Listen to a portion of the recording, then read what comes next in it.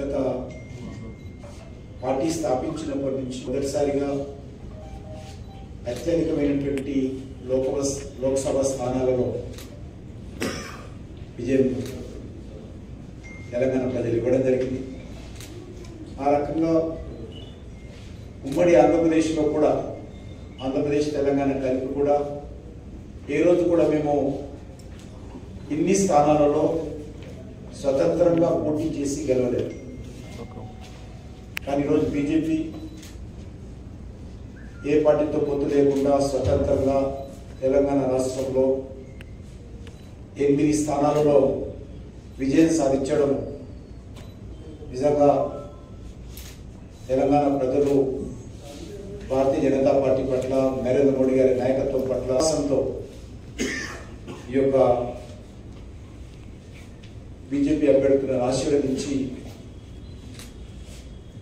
మరి విజయాన్ని చేకూర్చారు. నరేంద్ర మోడీ గారి నాయకత్వం పట్ల తెలంగాణ ప్రజలు సంపూర్ణమైనటువంటి విశ్వాసాన్ని ఉంచి బీజేపీని ఆదరించడం జరుగుతుంది. అంతేకాకుండా గణనీయమైనటువంటి ఓటింగ్ కూడా ఎక్కడైతే మేము విజయం సాధించలేదో ఆ స్థానాలలో కూడా పెద్ద ఎత్తున ఓటింగ్ పర్సెంటేజ్ కూడా భారతీయ జనతా పార్టీ ఎన్నికల్లో పొందడం జరిగింది. చాలా తప్పుడు ప్రచారం, బీజేపీ గెలిస్తే రాజ్యాంగాన్ని మారుస్తారు, పేదలకు ఇస్తున్నటువంటి రిజర్వేషన్ తీసేస్తారు అనేటువంటి తప్పుడు ప్రచారం చేసినప్పటికీ కూడా అటు కాంగ్రెస్ పార్టీ బీఆర్ఎస్ పార్టీ ఇద్దరు కలిసి జతకట్టి మా మీద బోర్డు జల్లినప్పటికీ విష ప్రచారం చేసినప్పటికీ కూడా తెలంగాణ ప్రజలు వాళ్ళ మాటలు నమ్మలేరు.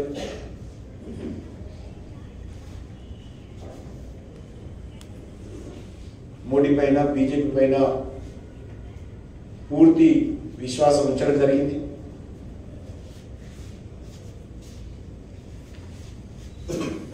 భారతీయ జనతా పార్టీ తెలంగాణ రాష్ట్రంలో ఈ ఎన్నికల ద్వారా తన బలాన్ని పెంచుకోవడం జరిగింది. కాంగ్రెస్ పార్టీ ప్రభుత్వం అధికారంలోకి వచ్చిన తర్వాత వారు అవలంబిస్తున్నటువంటి వైఖరితో ప్రజలలో ఒక నిరాశ నిస్పృహ ఏర్పడింది. ఏ బీఆర్ఎస్ పార్టీ పోవాలనుకున్నారో, ఏ అవినీతి పాలన పోవాలనుకున్నారో, ఏ కుటుంబ పాలన పోవాలనుకున్నారో, మళ్ళీ దాని స్థానంలో వచ్చినటువంటి కాంగ్రెస్ పార్టీ పాలన చూసిన తర్వాత ప్రజలు నిరాశ నిస్పృహ గురయ్యారు.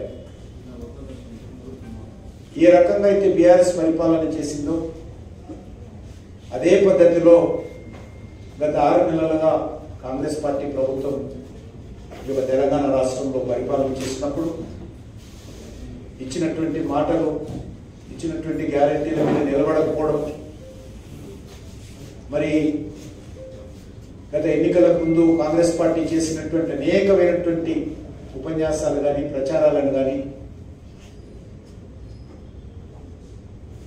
మరి ప్రజలకు ఇచ్చినటువంటి హామీలను కానీ ఏది కూడా కాంగ్రెస్ పార్టీ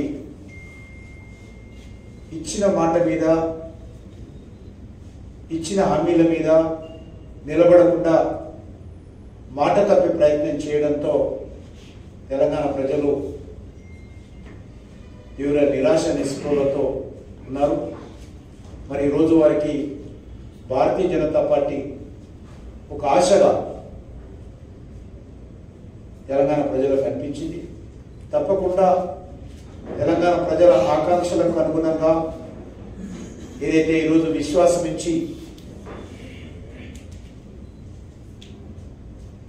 8 సీట్లు అత్యధికమైనటువంటి ఓట్లు బీజేపీకి ఇవ్వడం జరిగిందో దాన్ని తప్పకుండా నిలబెట్టుకుని రానున్న రోజుల్లో మరింత ఉత్సాహంతో, మరింత పట్టుదలతో, మరింత అంకిత భావంతో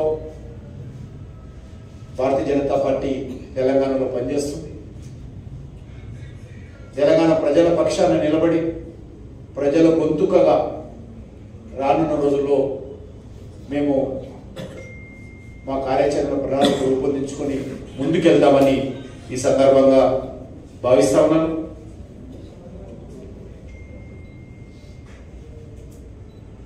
ఈరోజు భారతీయ జనతా పార్టీ తెలంగాణలో ఒక ప్రత్యామ్నాయ రాజకీయ శక్తిగా ఈరోజు చాలా స్పష్టంగా ప్రజల ముందుకు రావడం జరిగింది. నేను కాంగ్రెస్ పార్టీ ముఖ్యమంత్రి కూడా కోరుతా ఉన్నాను, రెఫరెండం అన్నాడు ఆయన. మేము దానికి స్పందించలేదు, అది వేరే విషయం. కానీ ముఖ్యమంత్రి ఎవరు అడగకముందే నా పరిపాలనకు రెఫరెండం అన్నాడు. మరి ఈరోజు కాంగ్రెస్ పార్టీ 50% సీట్లు కూడా రాలేదు. కాబట్టి ఏ రకంగా దాన్ని రెఫరెండంగా తీసుకుంటాడో, మరి ఏమి ఆలోచన చేస్తారో తెలంగాణ ప్రజల ముందు చెప్పాల్సినటువంటి అవసరం ఉంది.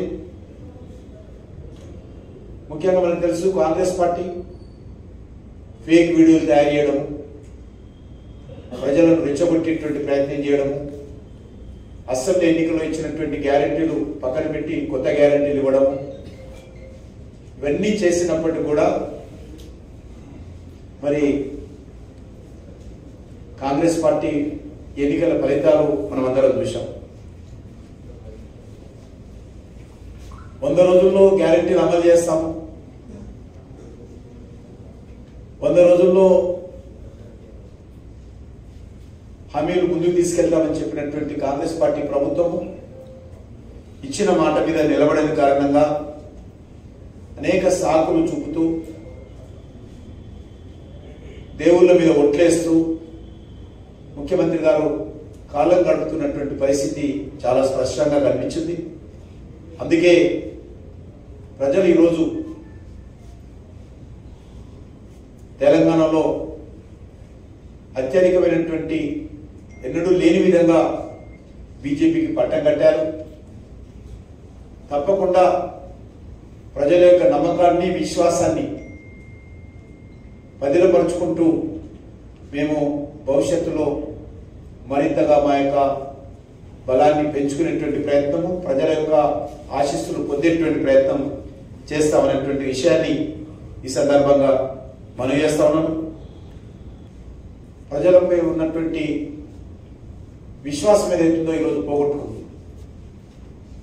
కాబట్టే ఈరోజు భారతీయ జనతా పార్టీకి ఇన్ని ఓట్లు, ఇన్ని సీట్లు రావడం జరిగింది. మేము ఇంకా మరింత కష్టపడి పనిచేసినట్లయితే మరికొన్ని సీట్లు సాధించగలం. కానీ అనేక కారణాల కారణంగా మేము అనుకున్నటువంటి సీట్లు కొన్ని మేము అక్కడ విజయం సాధించలేకపోయాం. తప్పకుండా దీనిపైన మేము చర్చించుకొని రానున్న రోజుల్లో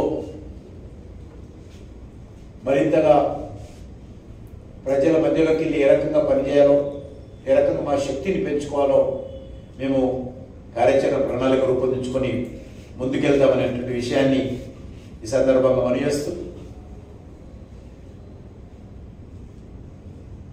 ఎన్డీఏ ప్రభుత్వము మూడోసారి నరేంద్ర మోడీ గారి నాయకత్వంలో ఏర్పడిపోతున్న సందర్భంగా నేను దేశ ప్రజలకు కూడా హృదయపూర్వకమైనటువంటి కృతజ్ఞతలు తెలియజేస్తా ఉన్నాం. హైదరాబాద్లో కాంగ్రెస్ పార్టీ ప్రధాన పోటీ కాదు, కాంగ్రెస్ ముసుగులో మజ్లిస్ పార్టీ ప్రధానమైనటువంటి పోటీ సికింద్రాబాద్.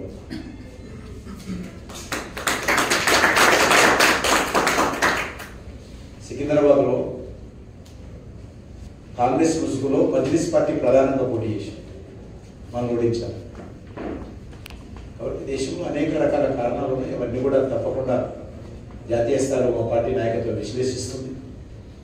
ఎందుకంటే ఉత్తరప్రదేశ్లో ఈరోజు చూస్తే అది అభివృద్ధి విషయంలో కావచ్చు, మాఫియా విషయంలో కావచ్చు, గుండాయిజం విషయంలో కావచ్చు, రౌడీయిజం విషయంలో కావచ్చు, మౌలిక వసతులు కల్పన కావచ్చు, లేకపోతే పేద ప్రజలకు న్యాయం జరిగే విషయంలో కావచ్చు, అద్భుతంగా మా ఎన్డీఏ ప్రభుత్వం కావచ్చు, లేకపోతే యోగి గారి ప్రభుత్వం కానీ, ఢిల్లీలో కేంద్రంలో మోడీ గారి ప్రభుత్వం కానీ ఉత్తరప్రదేశ్ కోసం పనిచేసింది. కాబట్టి ఏ రకంగా సీట్లు తగ్గాయనే విషయంలో తప్పకుండా జాతీయ స్థాయిలో విశ్లేషణ చేసుకుంటాం. లేదు నమ్మలేదు, ఇక్కడ నుంచి స్టార్ట్ అయినా కూడా తెలంగాణ ప్రజలు నమ్మలేదు. ఎందుకంటే కాంగ్రెస్ పార్టీ ఏంటో గత 6 నెలలుగా అధికారంలోకి వచ్చిన తర్వాత స్వయం మళ్ళీ ఒకసారి అనుభవిస్తున్నారు కాబట్టి వాళ్ళ నమ్మలేదు. హైదరాబాద్ స్థానం సంబంధించి గత ఎన్నికల కంటే ఈసారి 50,000కు పైగా కూడా ఎంఐఎంకు లీడ్ వచ్చింది. ఎందుకు అట్లా ఏమైంది? ఉన్నటువంటి పోలింగ్ పర్సెంట్ సరైన బట్టి ఓట్లు బీజేపీకి ఉన్నటువంటి సాంప్రదాయ ఓటు బ్యాంక్ కూడా అక్కడ ఓటు తగ్గలేదు. బీజేపీ గతంలో వచ్చిందంటే ఓట్లు పెరిగింది. పోలింగ్ పర్సెంటేజ్ పెరిగి ఉండొచ్చు కానీ బీజేపీ ఓట్లు తగ్గదు. బీజేపీ గతంలో వచ్చినటువంటి 2019లో వచ్చినటువంటి ఓట్ల కంటే ఇప్పుడు పెరిగింది. బీజేపీకి వచ్చినటువంటి ఓటింగ్ పెరిగింది, సాంప్రదాయ ఓట్లు పెరిగింది.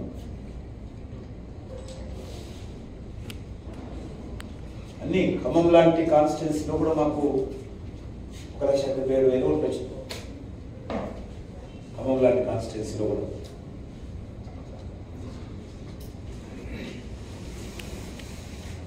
కాంగ్రెస్ బీఆర్ఎస్ క్రియాశీలకంగా పనిచేయకుండా బీజేపీకి సహకరించడం వల్ల ఆ సీట్లు సాధించగలిగింది అని ఒక వాదన తెర మీద చేస్తుంది. మరి వాళ్ళు ఎందుకు గెలవలేదట? వాళ్ళు కూడా మాకు సహకరించారా మరి అన్ని సీట్లలో?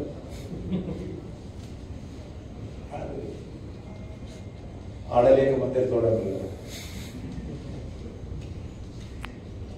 ఈరోజు నాంపల్లిలో నేను చూస్తా కదా, నాంపల్లి అసెంబ్లీలో కాంగ్రెస్ కార్యకర్తలు ఎక్కడ పోలేదు, డోర్ టు డోర్ క్యాంపెయిన్ చేయలేదు, కరపత్రాలు పంచలేదు, మీటింగ్లు పెట్టలేదు, అభ్యర్థి ఏ రోజు కూడా అక్కడ వచ్చినట్టు కూడా ఓట్లు వచ్చినాయి కాంగ్రెస్. ఒకటి అది ఒకటే ఇష్యూ. టీఆర్ఎస్ పార్టీ తెలంగాణ ప్రజలు వద్దనుకున్నారు, గత శాసనసభ ఎన్నికల్లో చూశారు. కాబట్టి ఈరోజు నరేంద్ర మోడీ గారి నాయకత్వంలో తెలంగాణలో బీజేపీ బలపడాలని కోరుకుంటున్నారు. భవిష్యత్తులో బీజేపీ తెలంగాణ రాష్ట్రం ముందుకెళ్లాలని కోరుకుంటున్నారు. కాబట్టి ఆ దిశలోనే ఈ ఓటింగ్ సరళి జరిగిందని మనం అనుకుంటున్నాం.